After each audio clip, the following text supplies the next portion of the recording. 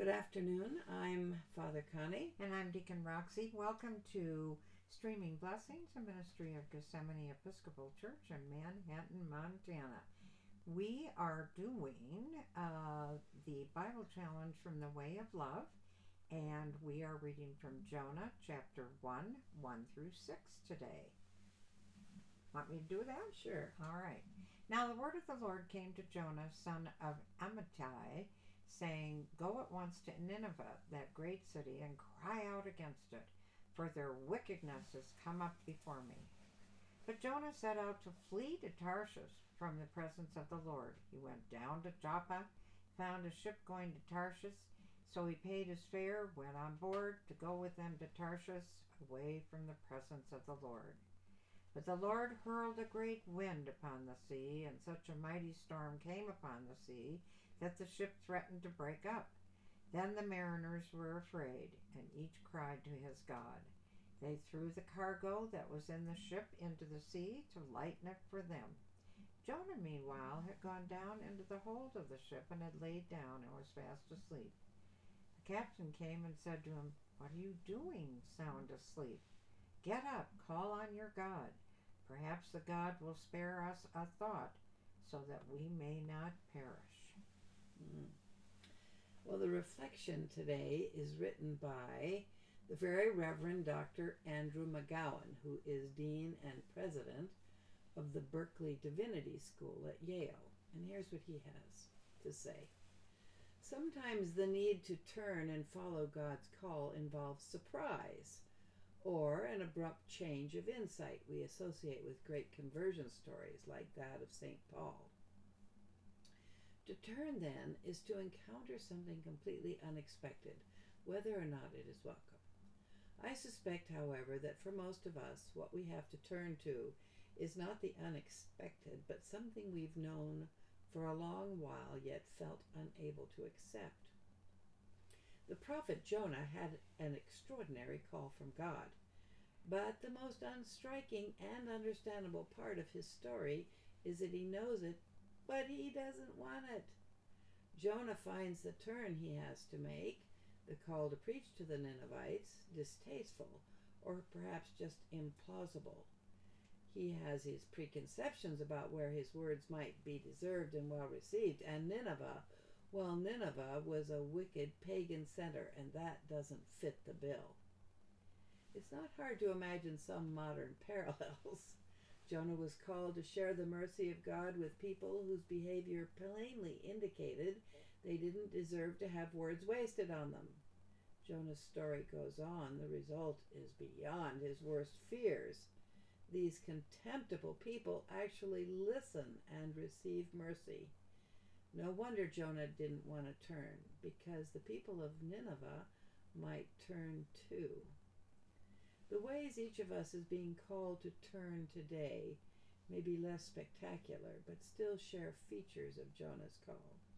It's likely that we know deep down how and where we need to stop what we're doing and listen to what God is saying. It's also likely that our avoidance of a turn isn't about its mystery, but about our resistance.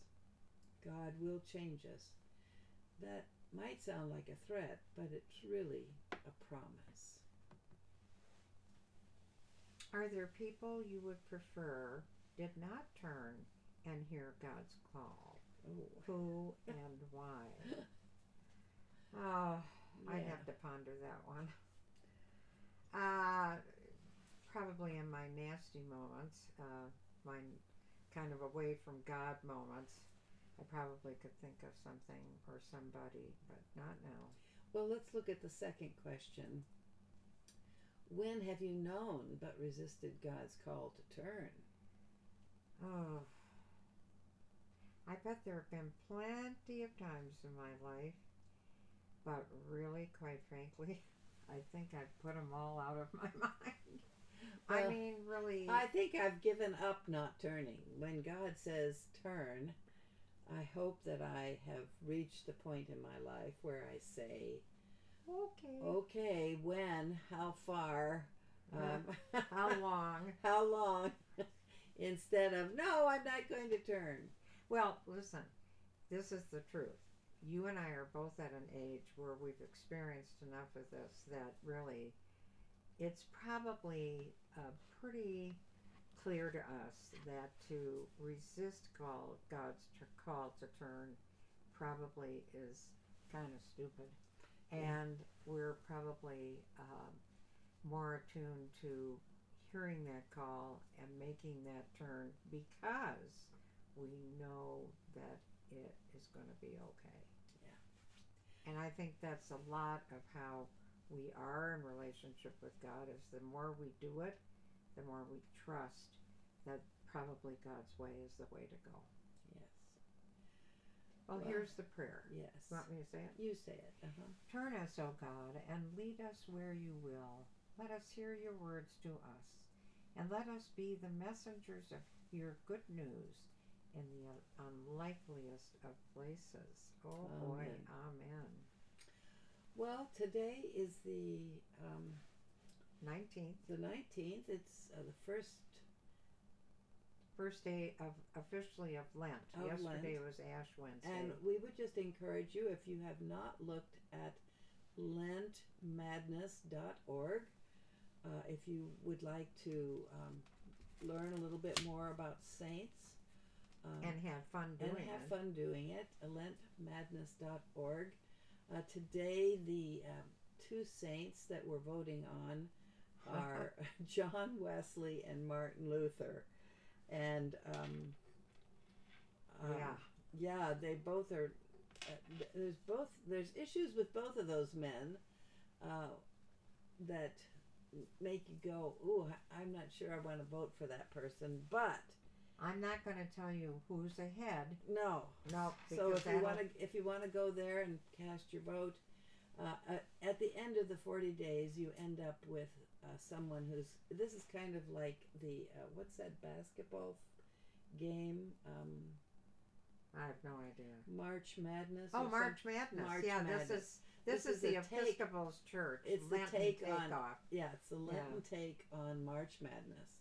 So you want to mention Stations of the Cross. Tomorrow morning at 9:00, we will be doing the scriptural Stations of the Cross. We'll do that every Friday during Lent. And the Zoom link, if you would like it, just email me. Otherwise, the Zoom link is the link that we use for Gethsemane Church. So if that's something that you'd like to have and join us for Scriptural Stations of the Cross, that will be on Zoom so that everyone can participate who would like to. And that goes till every Friday. That'll be every April Friday. 3rd. Right. April 3rd, yeah. Until Holy Week. So. Well, how about if we say the Lord's Prayer? Yes, let's do that. Our Father in heaven, holy is your name. Your kingdom come, your will be done on earth as in heaven. Give us this day our daily bread. Forgive us our sins as we forgive those who sin against us. Save us from the time of trial and deliver us from evil. Amen. Thank you so much for joining us. This is Streaming Blessings, a ministry of Gethsemane Episcopal Church. We have a regular service every Sunday at 2:00 in Manhattan, Montana. Blessings on your day. Blessings.